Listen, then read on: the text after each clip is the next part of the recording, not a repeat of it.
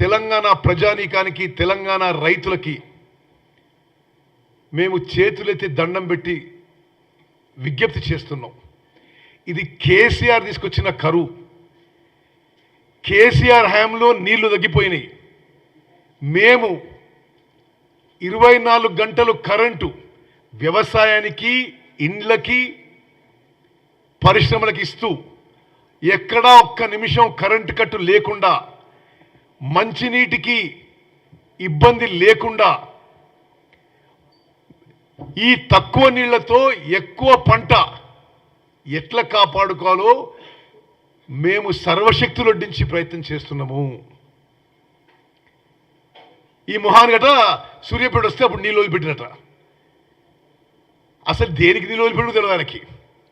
నీళ్ళు వదిలిపెట్టింది పాలేరు పూర్తిగా అడుగంటిపోయి ఖమ్మంకి, సూర్యాపేటకి మంచినీళ్ళు లేకుంటే నాగార్జున సాగర్ నీళ్లు వదిలిపెట్టి పాలేరులో నీళ్లు రిజర్వ్ చేసి దాని నుంచి మంచినీళ్ళు ఇస్తున్నాము.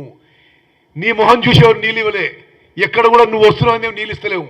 మా ప్రణాళిక, మా షెడ్యూల్ ప్రకారమే నీళ్ళు ఇస్తున్నాము. నేను ఒకటే ఇరిగేషన్ మంత్రిగా తెలంగాణ ప్రజానీకానికి, రైతాంగానికి సవినయంగా విజ్ఞప్తి చేస్తున్నాం. ముఖ్యమంత్రి రేవంత్ రెడ్డి గారు, ఉప ముఖ్యమంత్రి బట్టి విక్రమార్క గారు, మేమందరం మంత్రులను ఒక టీమ్గా పనిచేసి దీని వారం వారం సమీక్ష చేస్తూ ఉన్న నీళ్ళని ఏ విధంగా కరెక్ట్గా ప్రజలకు ఉపయోగపడే విధంగా, రైతులకు ఉపయోగించాలనో సిన్సియారిటీతో ముందుకు పోతున్నాము. అదేవిధంగా మళ్ళోసారి చెప్తున్నా, పవర్ విషయంలో ఇన్ని అబద్ధాలు మాట్లాడదు కేసీఆర్. నువ్వు రాష్ట్రంలో అన్ని రంగాలకి, అన్ని సెక్టార్స్కి 24 గంటలు కరెంట్ ఇస్తున్నాము.